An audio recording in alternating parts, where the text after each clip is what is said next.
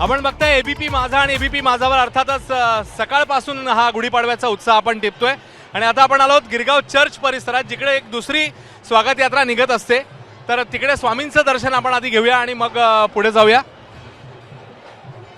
श्री स्वामी समर्थ इकडे प्रगटलेले आहेत या यात्रेमध्ये आणि त्यांचं देखील दर्शन आपल्याला या निमित्ताने घडतंय.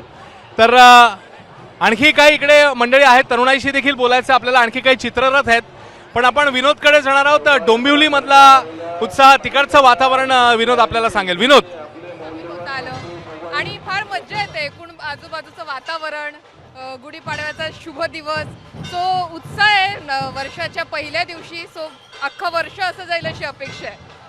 खरं तर आजवर ज्या प्रेक्षकांना, ज्या चाहत्यांना, या मालिकेच्या चाहत्यांना आपण स्क्रीनवरून त्यांना दर्शन देत असतो, भेटत असतो, पण आता प्रत्यक्ष ती मंडळी तुम्हाला भेटतायत, फोटो काढतायत, इंटरॅक्शन सुरू आहेत. कसं वाटतं हा सगळा माहोल पाहताना? म्हणजे आता येता आता एवढे फोटो काढलेत, त्या दोघी मला म्हणतात सगळ्यांना ओळखतेस का तू?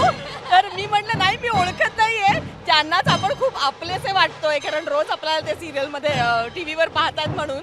पण असं डोंबिवलीला आल्यानंतर असं वाटतंय की असं वाटतंय खरंच आपली फॅमिली आहे. म्हणजे असं वाटत नाही मी परक्या ठिकाणी आले पण. आणि शोभायात्रेला मी आयुष्यात पहिल्यांदा आले. सो मला खूप छान वाटतंय, खूप मस्त वाटतंय. आज छान वाटतंय, पण याच्या आधी का नाही आलो? आता ह्याच्याबद्दल कोणतं वाटतंय का? हो, अगदीच वाटतंय, दुःख खंत की मी का नाही आले. पण मला दरवर्षी यायला खूप आवडेल.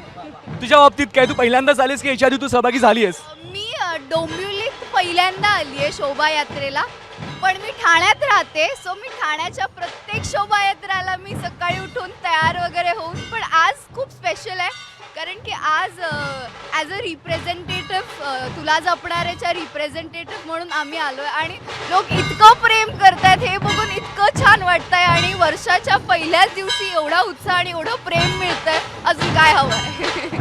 नवं वर्षाची सुरुवात आहे आणि खूप छान पद्धतीने होतीये. तू याच्या आधी सहभागी झाली होती शोभायात्रांमध्ये वगैरे? हो, मी शोभायात्रा केली आहे, पण झी मराठी परिवारातर्फे माझी पहिली शोभायात्रा. पण असं शोभायात्रेला जायचं आहे म्हटल्यानंतर तिघींसाठी प्रश्न आहे. सगळ्यात पहिला प्रश्न समोर येतो की तयारी. आज कसं जायचं, कसं नटायचं, कसं सजायचं, किती दिवस तयारी सुरू होती? जवळजवळ आठवडाभर आधी की कुठली साडी नेसूया, काय नेसूया. मग ठरलं की सगळ्यांनी पैठण्याच नेसूया वगैरे असं सगळं ठरलं. तू काय? हीच आमच्या तिघींचंही आमचं ऑफस्क्रीन ऑनस्क्रीन बॉन्डिंग एवढं चांगलं की आम्ही ज्या गोष्टी करतो त्या ठरवूनच करतो तिघी जणी. सो त्याचे आमच्या तिघींचंच प्लॅनिंग होतं. मग काय, एकाच कलरची नेसायची का, की वेगवेगळ्या रंगाची, मग नथी घालायच्या का. एक आहे की गुढीपाडवा हा सण आहे, त्यामुळे पारंपरिक वेशभूषा आपली असली पाहिजे, हे एक ठरलं होतं. मग चंद्रकोर किंवा नथ ह्या गोष्टी आल्याच, पण येस ही तयारी होती आणि आमच्या तिघींची एकत्र चालू होती. रंग वेगळे असले तरी इथं आल्यानंतर सगळा अवघा रंग एकच होऊन जातो. या सगळ्यामध्ये आपण मिसळून जातो आणि हेच खरं तर आनंदाचं, उत्साहाचं आणि मांगल्याचं प्रतीक आहे. तुम्ही आलात, वेळ दिलात, यासाठी खूप धन्यवाद. All the best. एबीपी माझा, उघडा डोळे बघा नीट.